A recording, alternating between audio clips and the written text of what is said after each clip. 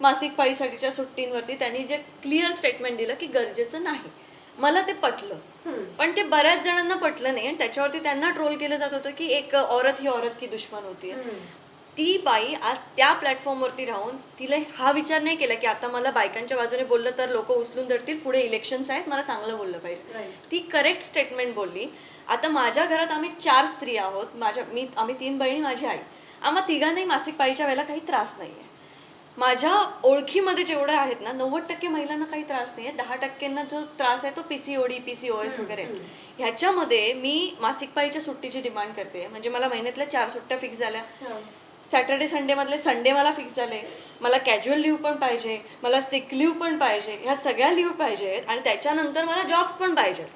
कोण देणार आहे जॉब आपल्याला? मग ते म्हणतील की एका मुलीला घेण्यापेक्षा मी एका मुलाला हायर करतो ना. आज मला माझी ही जागा विकायची आहे.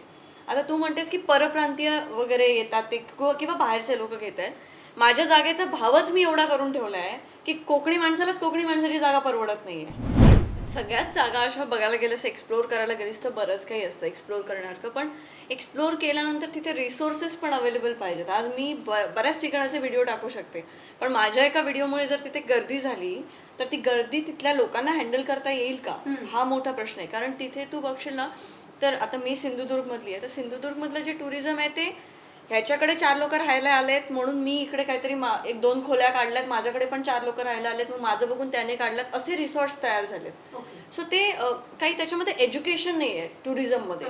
त्याच्यामुळे टुरिझम म्हणजे नेमकं काय ती व्याख्याच लोकांना माहिती नाही. लोक येत आहेत, त्यांना आपल्याला डाळ भात द्यायचा आहे, सुरमई पापलेट द्यायची, आपल्याला पैसे मिळत आहेत, ही व्याख्या झाली आहे. त्याच्यामुळे ते एज्युकेशन नसल्यामुळे ते कधी कधी वाटतं की जेवढं एक्सप्लोर झालंय तेवढंच बस आहे, त्याच्यापेक्षा जास्त नको दाखवायला.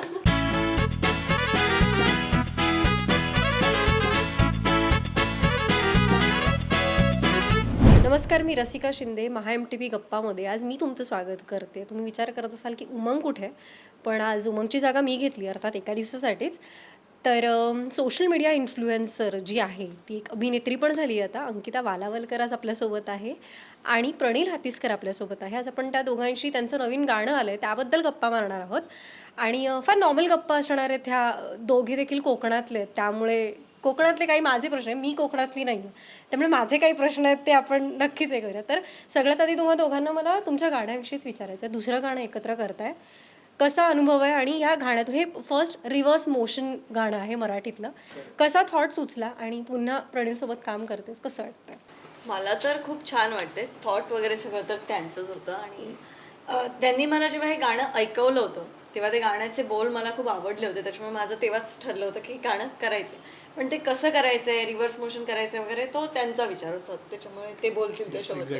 सो मला वाटतं आत्तापर्यंत ब्रेकअप पॅचअप या कन्सेप्टवरती बरीचशी गाणी आली आहेत. म्हणजे आपल्या मराठीमध्ये आलेली आहेत किंवा बॉलिवूडमध्ये झालेली आहेत, पण काहीतरी वेगळं करावं हे पहिल्यापासून डोक्यात होतं. आणि रिव्हर्स मोशनमध्येच करायचं असा पहिल्यापासून हट्ट नव्हता. पहिला आम्ही गाण्यावरती फोकस केला होता. गाणं फार छान झालं आणि त्यानंतर मी अंकिताला म्हटलं आपण यामध्ये ना काहीतरी वेगळं करूया. तर तिला पण प्रश्न पडला होता वेगळं म्हणजे आता काय असणार. तर मग मी तेव्हा म्हटलं रिव्हर्स मोशनमध्ये आपण हे गाणं करतो. तर तिला पण आधी माहिती नव्हतं की रिव्हर्स मोशन काय असतं. सो आता गाणं बघितल्यावर ते लोकांना कळतं की रिव्हर्स मोशनमध्ये ॲक्च्युअल कन्सेप्ट जो आहे तो सुरुवातीपासून शेवटपर्यंत उलटा जातोय, म्हणजे जी स्टोरी उलटी उलगडत जाते. सो हे फार डिफिकल्ट काम होतं आणि मला पहिल्यापासूनच असं आहे की मला अवघड गोष्टी करायला फार आवडतात, कारण सोप्या गोष्टी सगळेच करू शकतात. आणि अंकिताबद्दल सांगायचं तर तिने फार छान काम केलं आहे पहिल्यापासून. तूच मोरयामध्ये तिचा लुक कम्प्लिटली डिफरंट होता. आत्ता 360 डिग्री वेगळा लुक आत्ताच्या गाण्यामध्ये आहे. आणि इवन मला वाटतं आम्ही पहिल्या दिवशी 2 वाजता शूटिंग चालू केलं होतं गाण्याचं. नेक्स्ट डे पुन्हा 5:30ची शिफ्ट होती, पण कोणी काकू केली नाही. फार छान हसत खेळत सगळं हे काम झालं. सो लोकांना काहीतरी नवीन देण्याचा एक प्रयत्न असतो. सो त्या अनुषंगाने कसे विसरू, त्यामुळे जर तू त्याचं एक लेटरिंग पण बघितलं असशील तर ते उलटं केलं आहे. सो ते प्रत्येक गोष्टीमध्ये तेवढं डोकं लावून ते काम झालेलं आहे. बरं, तू म्हणालास की ब्रेकअप पॅचअप याबद्दल गाणी, तर सध्या जी तरुणाई आहे तर त्यांचं एक रिलेशनशिपचा एक टॅग फार वेगळा आहे. चाललं तर चाललं, नाही तर नाही चाललं. तुम्हा दोघांना याबद्दल काय वाटतं? Maybe we can call it situationship or something, किंवा त्यांना म्हणजे अगदी शाळेतल्या मुलांची गर्लफ्रेंड बॉयफ्रेंड असतात, याबद्दल काय सांगाल? प्रत्येक एजमध्ये अगं आपल्या प्रायोरिटीज खूप बदलत जातात आणि प्रत्येक वयामध्ये आपली प्रेमाची व्याख्या एक वेगळी असते. सो मी माझ्या 18व्या वर्षात केलेलं प्रेम हे त्यावेळी योग्य होतं, पण आता मी वयाच्या 30च्या जवळ आल्यानंतर मला ते चुकीचं वाटतंय. सो ते आता मी काही प्रेमाला एक डिफाईन जरी केलं ना तरी ते समोरच्या त्या एज ग्रुपलाच पटणार, बाकीच्या एज ग्रुपला तसं नाही पटणार. वेळेनुसार मला असं वाटतं की प्रेमाची व्याख्याही बदलत जाते. म्हणजे अगदी शाळेत असताना एक कोवळं प्रेम किंवा ते प्रत्येकाच्या बाबतीत एक असतं की एक आकर्षण असतं आपल्याला एखाद्या व्यक्तीचं, मग ते आकर्षण आहे का प्रेम आहे. सो ह्यातला जो फरक आहे हा कळायला मला वाटतं अख्खं आयुष्य निघून जातं. सो त्यानंतर आपण लग्नाच्या टप्प्यावरती येतो किंबहुना. सो त्यामुळे आकर्षण आणि प्रेम, प्रेम म्हणजे नेमकं काय हे कोणीच खरं तर डिफाईन करू शकलं नाही आहे आत्तापर्यंत. पण मला असं वाटतं की जे आपण स्वतःवर करतो ते खरं प्रेम असतं.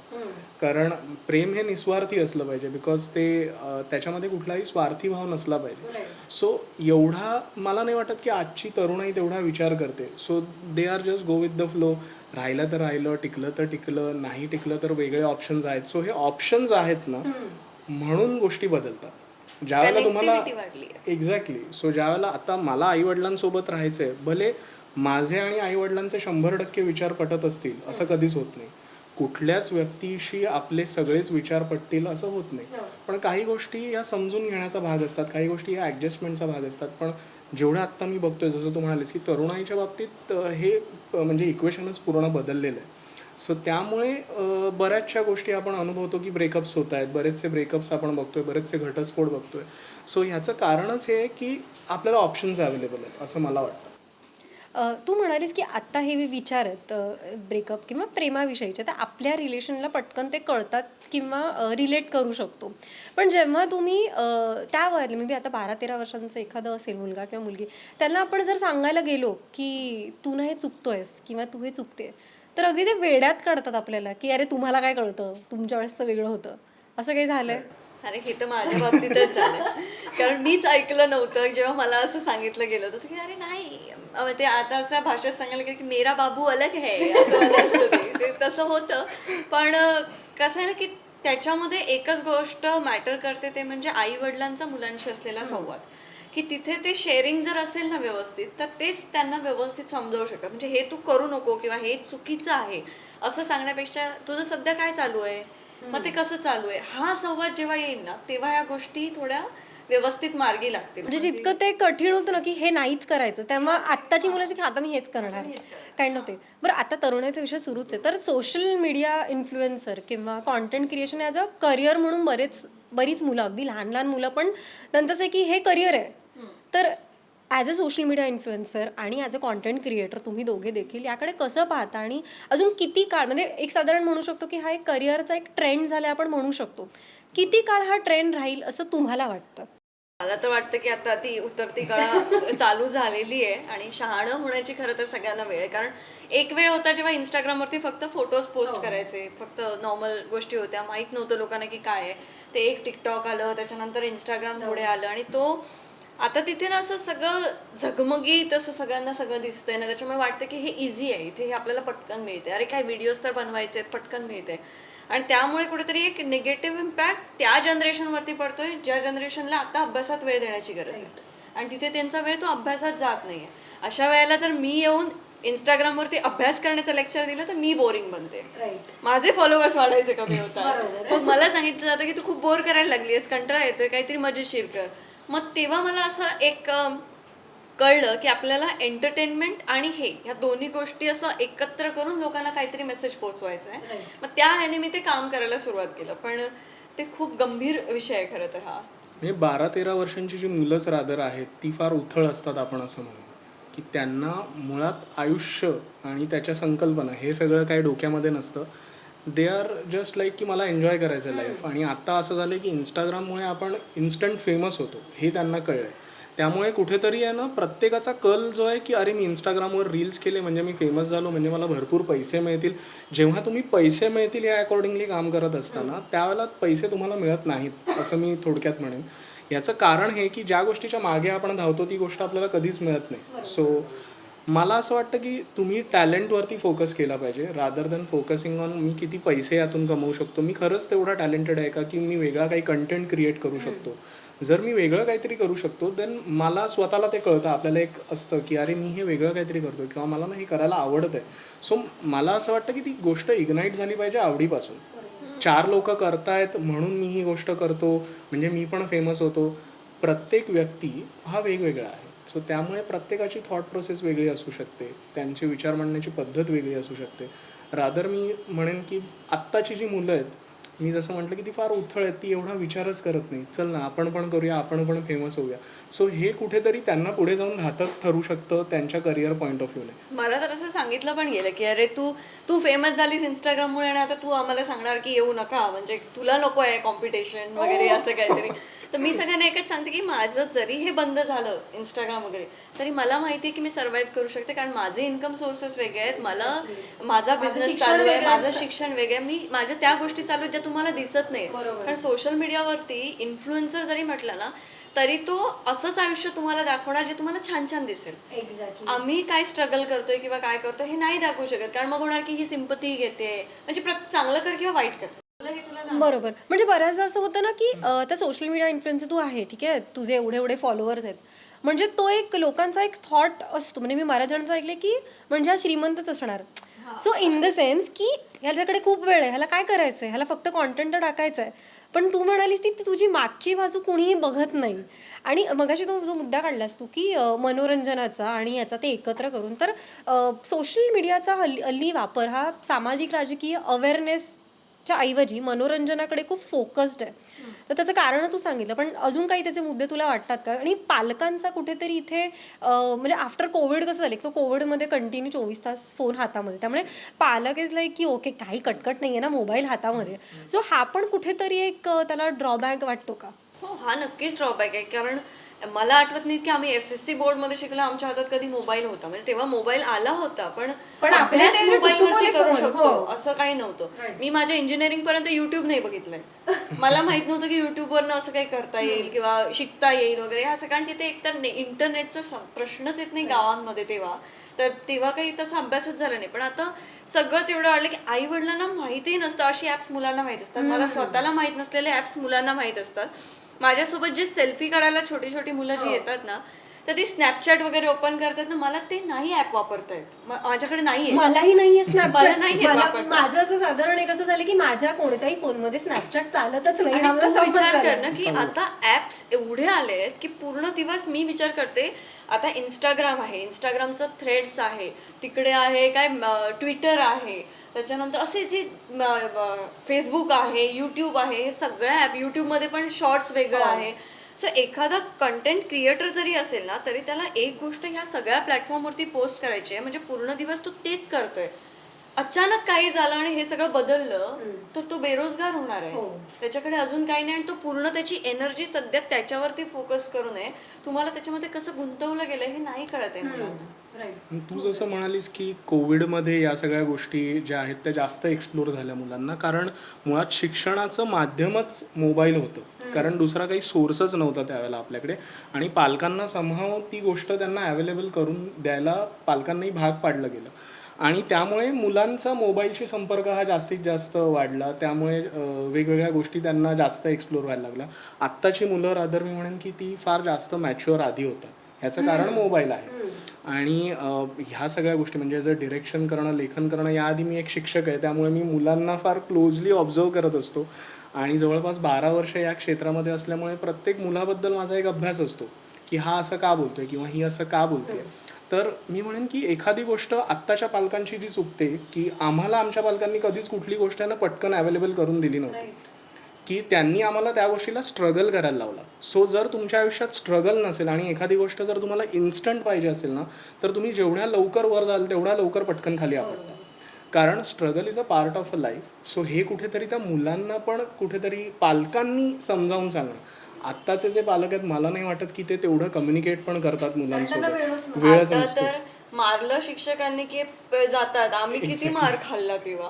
म्हणजे एकाने चूक केली तरी अख्ख्या वर्गाला शिक्षा मिळायची. पण आता एखाद्या मुलाला बोलल्यानंतर तुम्ही माझ्या मुलाला का बोललात, मग ते पक्ष घेऊन अगदी पॉलिटिक्स घेऊन शाळेमध्ये जातात. ते बघून मला आश्चर्य वाटतं. म्हणजे आमचे जनरेशन मार खाऊन छान झाली. एक्झॅक्टली. आणि ही म्हणाली तिथे की आजची जनरेशन ती म्हणजे म्हणू शकतो आपण की नाही विचार त्यांना करूच शकत माहिती आहे नाही. की आपल्याला मारल्यानंतर आपले आई बाबा आपली बाजू घेणार आहेत. ते कोणाला तरी वट आहे त्यांची काहीतरी ती घेऊन येणार आहेत. त्याच्यामुळे त्यांना भीती कसलीच नाहीये. एक्झॅक्टली. सो पॉलिटिकलचं तू म्हणालीस की एक कसं माझं ऑब्झर्वेशन होतं आणि एकूणच की सोशल मीडिया इन्फ्लुएन्सर्सला किंवा कॉन्टेंट क्रिएटर्सला आपण म्हणू शकतो की कोणताही पॉलिटिकल पक्ष जिथे बोलवेल तिथे ते जातात आणि मग ते त्या पक्षाचे होतात. म्हणजे कॉन्टेंट क्रिएटर्सच्या बाबतीत पण म्हण किंवा मग कलाकारांच्या बाबतीत पण म्हण. तर यामागचं नेमकं सत्य किंवा काय आहे नेमकी? हे बघ, त्याच्यामध्ये पण 2 टाईप आहेत. एक म्हणजे स्वतःची आवड, की आपल्याला त्या पक्षाचं काम आवडतंय किंवा एखादा पक्ष काय करतोय म्हणून तिथे पोहोचणं, किंवा आपण तिथे गेल्यामुळे कोणाचा तरी 4 लोकांचा फायदा होणार आहे, आपल्याला काहीतरी शिकायला मिळणार आहे, किंवा एखादा लीडर मला आवडतो म्हणून मी तिथे जाणं. आणि दुसरं म्हणजे मला काही फरकच पडत नाही, मला तिथे जाण्यासाठी काहीतरी पैसे मिळतात, मला त्यांची बातमी दुसऱ्यांपर्यंत पोहोचवायची म्हणून जाणार आहे इन्फ्लुएन्सर. आता तू मला बघशील तर मी स्वतःहून सांगेन की तू मला भारतीय जनता पक्षाच्या पण कार्यक्रमात बघितलं असेल किंवा मला तू मनसेच्या पण कार्यक्रमामध्ये बघितलं असेल. सो मला जिथे जी एखादी व्यक्ती आवडते की बाबा ही खूप छान काम करते, तिथे मी बघतच नाही, मला जायचंय तिथे, मला तिथे जायला मिळतं. मी हल्ली स्मृती इराणीजींना पण भेटले होते.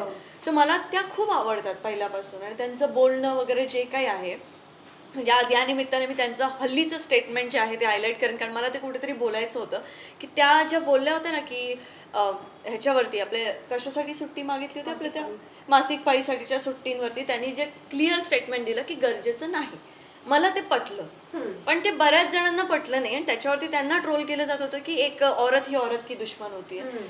ती बाई आज त्या प्लॅटफॉर्मवरती राहून तिला हा विचार नाही केला की आता मला बायकांच्या बाजूने बोललं तर लोक उचलून धरतील, पुढे इलेक्शन्स आहेत, मला चांगलं बोललं पाहिजे. ती करेक्ट स्टेटमेंट बोलली. आता माझ्या घरात आम्ही 4 स्त्री आहोत, आम्ही 3 बहिणी, माझी आई. आम्हा तिघांनाही मासिक पाळीच्या वेळेला काही त्रास नाहीये. माझ्या ओळखीमध्ये जेवढे आहेत ना 90% महिलांना काही त्रास नाही आहे. 10%ना जो त्रास आहे तो PCOD, PCOS वगैरे.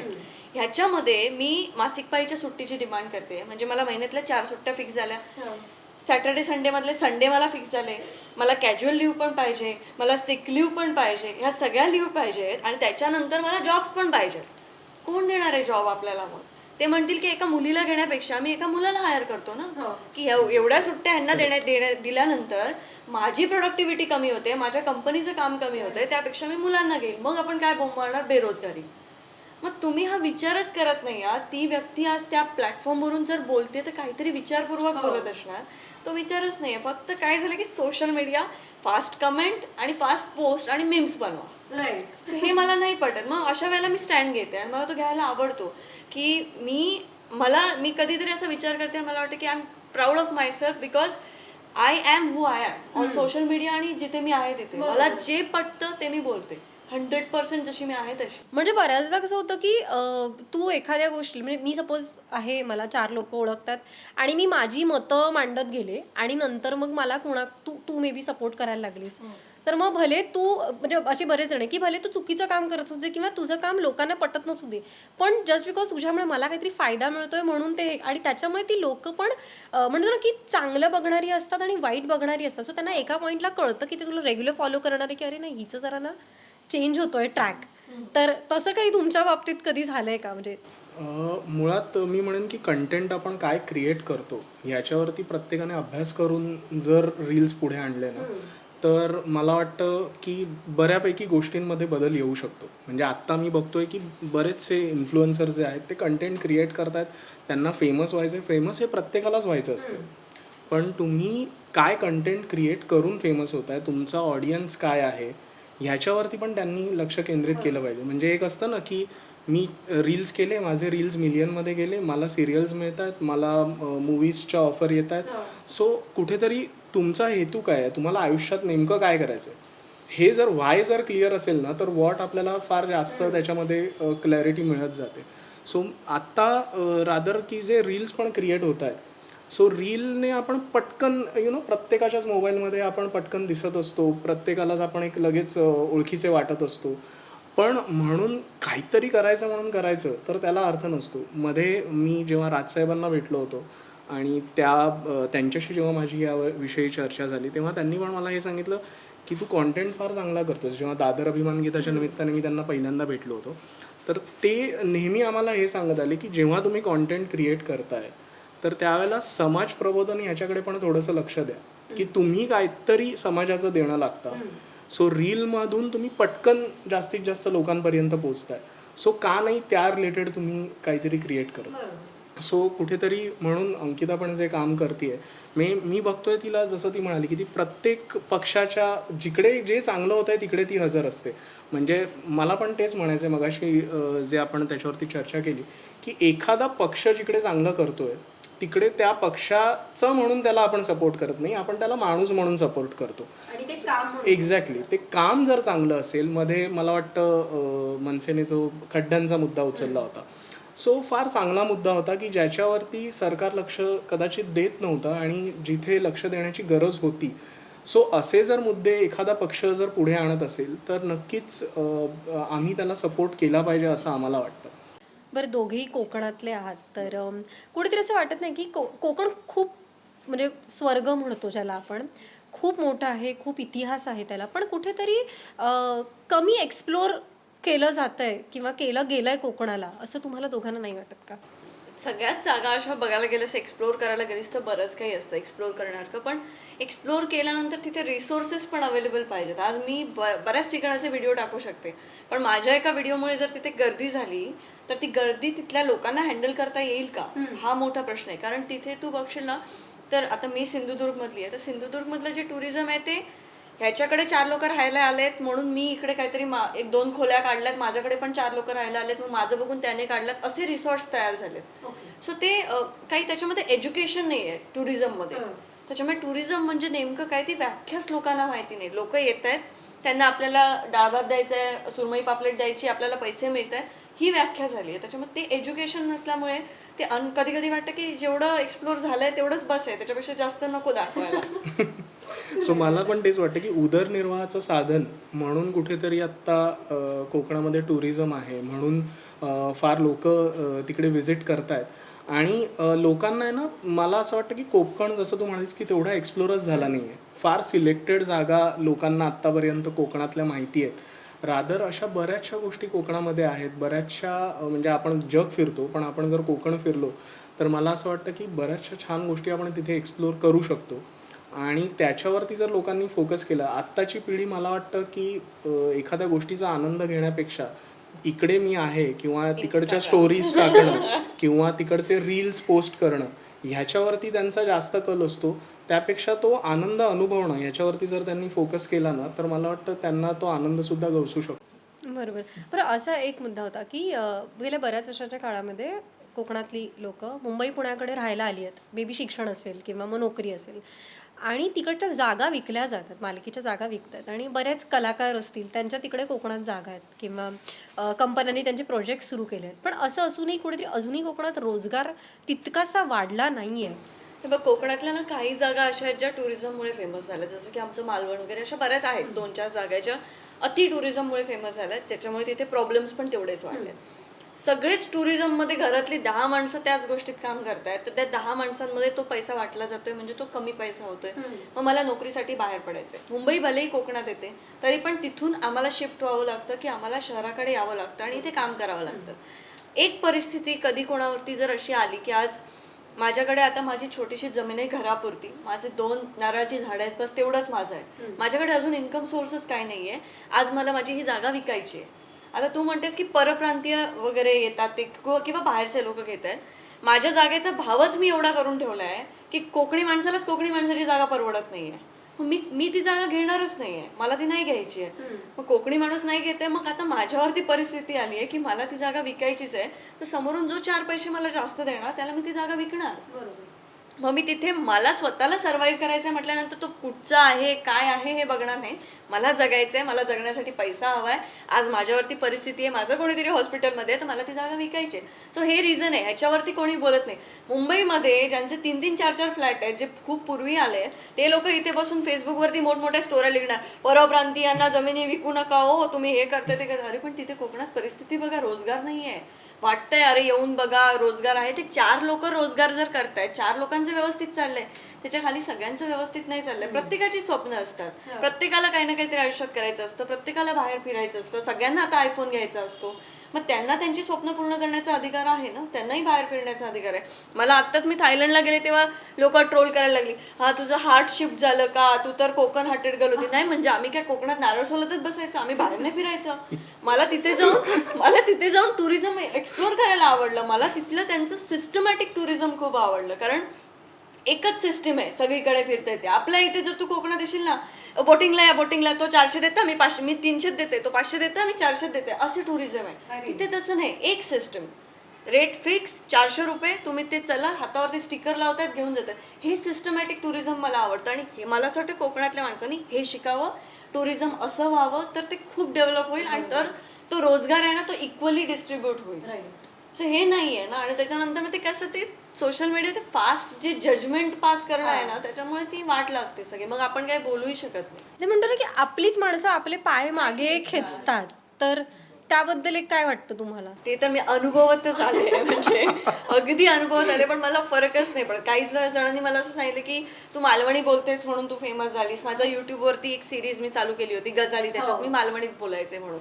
मी म्हटलं मग अख्खं मालवण फेमस व्हायला पाहिजे ना, की तर ते मालवणी बोलते, तर मीच का फेमस झाली. चल ठीक आहे, मी ती थांबवली सिरीज, मी ती गजाली पूर्ण थांबवली. म्हटलं ठीक आहे, जर मी ही बोलून फेमस झाली आहे तर ही न बोलताना नंतर माझं फेमस होणं थांबलं पाहिजे. माझी उत्तरोत्तर प्रगतीच चालू आहे आणि तुम्ही बसून माझ्यावरती जजमेंट पास करताय, तुम्ही काय करताय हे स्वतः आधी बघितलं पाहिजे. पण ते लोक बघतच नाहीयेत, कारण ते इझी जजमेंट पास करणं हेच चाललंय. त्याच्यामुळे कधी कधी मलाही असं वाटतं की हे सगळं सोडते, पण नसं आलं की आता पडले तर पोहायला लागतंय. मला असं वाटतं यामध्ये ना 2 गोष्टी आहेत. म्हणजे जे तू म्हणालीस की आपलीच माणसं आपले पाय खेचतात, तर एक काळजीपोटी खेचत असतात आणि एक मुद्दाम खेचणारे असतात. सो काळजीपोटी जे खेचत असतात त्यामध्ये आपले आई वडील किंवा आपले जे जवळचे जे लोक असतात ते असतात. म्हणजे मला असं आठवतंय की ज्यावेळेला मी शाळेत जात होतो, बालमोहन विद्या मंदिर दादर, सो विद्याताईंमार्फत आम्ही बरीचशी नाटकं केली त्यावेळेपासून. बऱ्याचशा सिरियल्स मी तेव्हापासून करत आलो, म्हणजे 22 सिरियल्स माझ्या शाळेत असतानाच झाल्या होत्या. सो त्यावेळेला आहे ना 10वीला कुठेतरी मला आईने रेस्ट्रिक्ट केलं या बाबतीत, की आता तू हे सगळे तुझे धंदे बंद कर. निर्मितीताईबरोबर मी व्यावसायिक नाटक करत होतो, कसा गबाई झाला त्यावेळेस. प्रकाश बुद्धिसागर यांनी डिरेक्शन केलं होतं, मोहन तोंडोळकरांची कलावैभव ही संस्था होती. तर मी म्हटलं का नाही, तू आत्ता जरा आधी कुठेतरी सेटल हो, स्वतःच्या पायावर उभा राहा आणि जेव्हा हे सगळं होईल ना त्यानंतर तुला वाटेल ते तू कर. सो कुठेतरी मी तेच म्हणेन की आई वडील काळजीपोटी ती गोष्ट करत असतात आणि काही लोक असे असतात की नाही रे हा फारच वर जातोय, म्हणजे ते आपल्या तोंडावर बोलताना बोलतात की अरे मस्त छान असं तसं. आणि ह्या इंडस्ट्रीमध्ये रादर जेव्हा आम्ही वावरतो तेव्हा हा अनुभव फार कॉमन येतो की बऱ्याचशा गोष्टी आपल्या तोंडावरती फार चांगल्या बोलल्या जातात, पण आपल्या मागे त्या गोष्टी फार वेगळ्या पद्धतीने पोट्रे होत असतात. तर कुठेतरी मला असं वाटतं की आपण जे काम करतोय ते आपण काय करतोय हे जर आपल्याला क्लिअर असेल तर लोकांनी कितीही दगड मारू दे, ते जमा करून नंतर त्याची बिल्डिंग कशी बांधायची हे आपल्याला कळलं पाहिजे. बरं, बिंग दादरकर एक संस्कृतीचा कलेचा वारसा दादर लालबाग परळचा यांना वेगळाच आहे, पण आता कुठेतरी फार ते बदलत चाललंय, ती डेफिनेशन बदलत चालली आहे, याबद्दल काय वाटतं? दादर मला वाटतं माझी जन्मभूमी आणि कर्मभूमीच दादर आहे आणि त्यामुळे मी जेव्हा काम करायला हातात घेतलं तेव्हा दादर अभिमान गीत हे आपण पहिला फोकस केलं होतं. सो मी तेच म्हणेन की प्रत्येकजण आहे ना, त्या प्रत्येकाचे विचार आत्ताचे जे आहेत किंवा ॲज अ कल्चर सांस्कृतिक बघण्यापेक्षा त्याच्यावरती किती फार मी काय चांगलं करू शकतो किंवा वेगळं काहीतरी आपण रील्सच्या माध्यमातून काहीतरी फनी काहीतरी करण्याचा प्रयत्न करतो. पण जे ऑलरेडी ज्याला दादर म्हटल्यानंतर कलेचा वारसा आहे, तिकडे सांस्कृतिक कला दालन आहे, हे कोणाला माहिती नाही आहे. सो नुसतंच फक्त दादर म्हटल्यानंतर एक आर्ट वर्कशॉप आपण एन्जॉय करायला येणं किंवा शिवाजी महाराज पार्कवरती आपण दीपोत्सव अनुभवायला येणं एवढंच दादर नाही आहे. किंवा दादरपेक्षा लालबाग परळ यांना एक सांस्कृतिक वारसा आहे, यांना एक काय म्हणूया आपले पण आहे. सो ते आपले पण कुठेतरी आपल्याला जपता आलं पाहिजे छोट्या छोट्या गोष्टींमध्ये. सो ते जर प्रत्येकाला जमलं तर फार बरं होईल असं मला वाटतं. बरं दोघांना एक म्हणजे आपल्याकडे वेळ कमी त्यामुळे दोघे पण इंजिनियर आहात सो ते एक असतं ना की इंजिनिअरिंग केलं आहे हां काय पण काहीतरी वेगळ्या क्षेत्रात करत असतो आपण असं का असं नाहीये की फक्त इंजिनियरच सगळ्या वेगळ्या क्षेत्रात आहेत, बाकीचे पण आहेत, पण सगळा फोकस फक्त हा म्हणजे इंजिनियर तेच मला म्हणायचं की मे बी सायन्स बॅकग्राऊंडचा पण मे बी असतात. मीडियात असतो बऱ्याच किंवा मग- ठिकाणी पण असतात मग- सगळे. पण मग इंजिनिअरिंग असं फोकस्ड माझं तर मी आधीपासून सांगितलेलं, मी सगळीकडे जाऊन सगळ्या इंटरव्ह्यूज मध्ये सांगते, मी हुशार विद्यार्थिनी होते, मी शाळेत पहिली यायचे, पण मी कसं पहिली यायचे हे मला माहिती नाही. मी फक्त गोकमपट्टी करायचे, आईने सांगितले अभ्यास कर, पहिला नंबर घेऊन ये, मी ते केलेलं आहे. त्याच्यानंतर मला काहीतरी करायचं होतं तर मला असं वाटलं की मी मेडिकल वगैरे पण करू शकते, पण माझ्या मागे माझ्या 2 बहिणी आहेत तर मेडिकलला नाही जायचंय. मग काय माहित आहे तर इंजिनिअरिंग माहित आहे. मग इंजिनिअरिंगमध्ये काय, मला फिजिक्स आवडत नाही, त्याच्यामुळे इलेक्ट्रॉनिक्स वगैरे काय आवडत नाही, कम्प्युटरचा कंटाळा येतोय, मग काहीतरी सिव्हिल करूया असं करून मी ते सिलेक्ट केलं, डिग्री घेतली.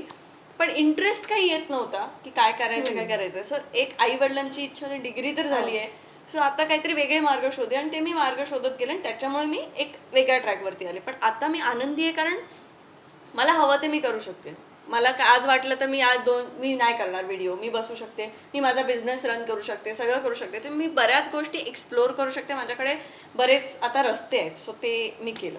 लहानपणी आपल्याला बरंच काही वाटत असतं. म्हणजे मला पायलट बनायचं होतं म्हणजे, आणि ते खरंच मी बनू शकलो असतो, एवढी कॅपॅबिलिटी होती.